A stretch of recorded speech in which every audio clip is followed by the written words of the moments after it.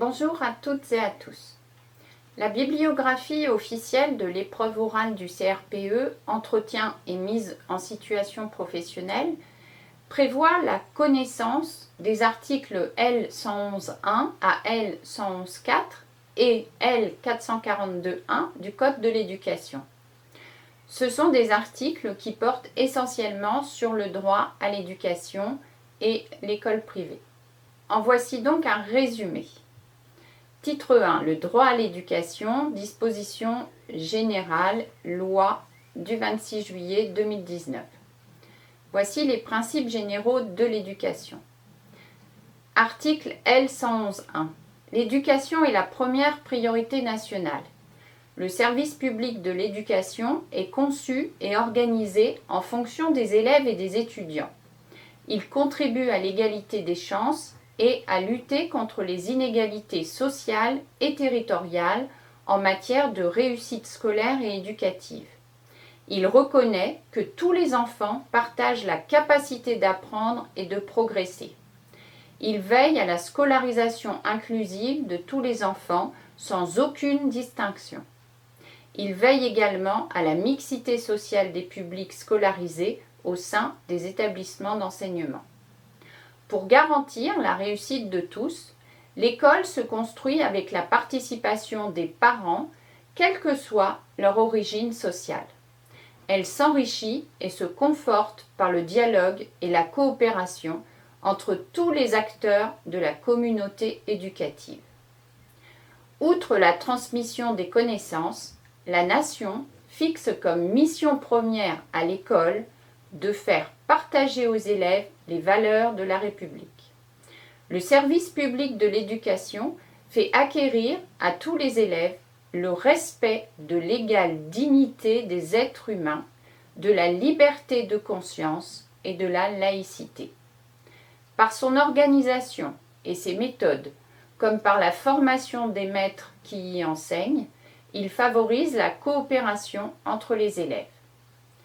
Dans l'exercice de leurs fonctions, les personnels mettent en œuvre ces valeurs. Le droit à l'éducation est garanti à chacun afin de lui permettre de développer sa personnalité, d'élever son niveau de formation initiale et continue, de s'insérer dans la vie sociale et professionnelle et d'exercer sa citoyenneté. Pour garantir ce droit dans le respect de l'égalité des chances, des aides sont attribuées aux élèves et aux étudiants selon leurs ressources et leurs mérites. La répartition des moyens du service public de l'éducation tient compte des différences de situation, notamment en matière économique, territoriale et sociale. Elle a pour but de renforcer l'encadrement des élèves dans les écoles et établissements d'enseignement situés dans des zones d'environnement social défavorisées et des zones d'habitat dispersés, et de permettre, de façon générale, aux élèves en difficulté, quelle qu'en soit l'origine, en particulier de santé, de bénéficier d'actions de soutien individualisées. L'école garantit à tous les élèves l'apprentissage et la maîtrise de la langue française. L'acquisition d'une culture générale et d'une qualification reconnue est assurée à tous les jeunes, quelle que soit leur origine sociale, culturelle ou géographique.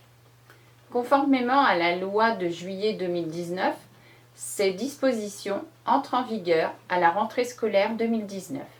La devise de la République, le drapeau tricolore et le drapeau européen sont apposés sur la façade des écoles et des établissements d'enseignement du second degré publics et privés sous contrat.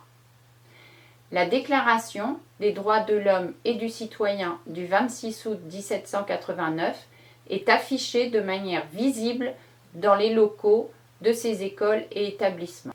L'emblème national de la République française, le drapeau tricolore bleu-blanc-rouge, le drapeau européen, la devise de la République et les paroles de l'hymne national sont affichées dans chacune des salles de classe des établissements du premier et du second degré, publics ou privés sous contrat.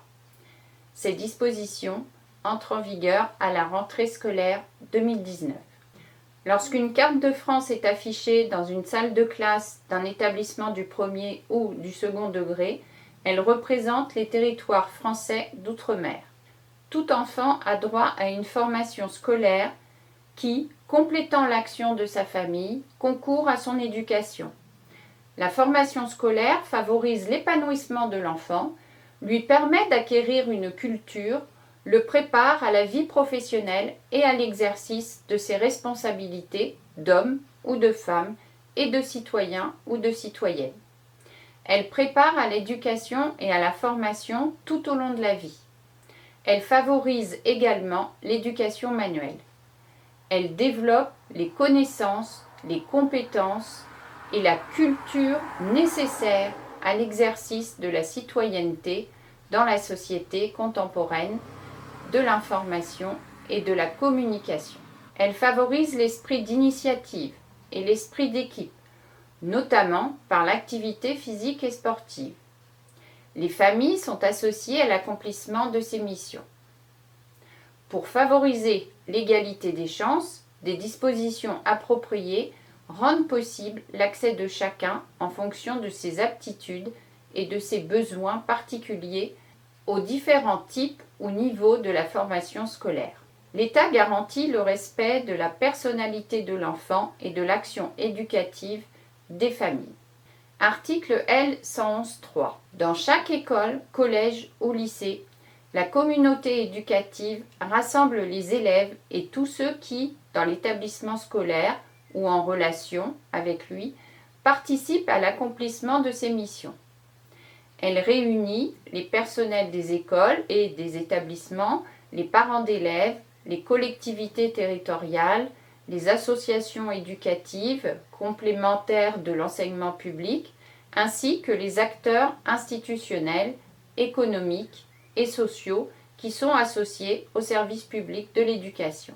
Dans le cadre d'une école inclusive, elle fonde sa cohésion sur la complémentarité des expertises. Ces dispositions sont entrées en vigueur à la rentrée scolaire 2019.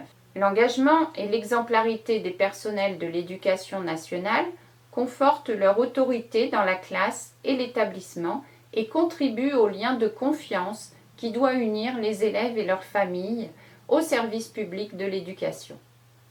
Ce lien implique le respect des élèves et de leurs familles à l'égard des professeurs, de l'ensemble des personnels et de l'institution scolaire. Article L. 111.4. Les parents d'élèves sont membres de la communauté éducative. Les formulaires administratifs qui leur sont destinés permettent de choisir entre les termes père, mère ou représentant légal et tiennent ainsi compte de la diversité des situations familiales. Leur participation à la vie scolaire et le dialogue avec les enseignants et les autres personnels sont assurés dans chaque école et dans chaque établissement. Les parents d'élèves participent par leurs représentants au conseil d'école, au conseil d'administration des établissements scolaires et au conseil de classe. Ces dispositions sont entrées en vigueur à la rentrée 2019. Enfin, article L. 442.1. Dans les établissements privés qui ont passé un des contrats prévus à différents articles, l'enseignement, placé sous le régime du contrat, est soumis au contrôle de l'État.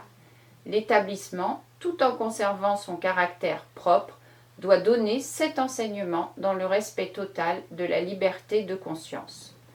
Tous les enfants, sans distinction d'origine, d'opinion ou de croyance, y ont accès. À bientôt!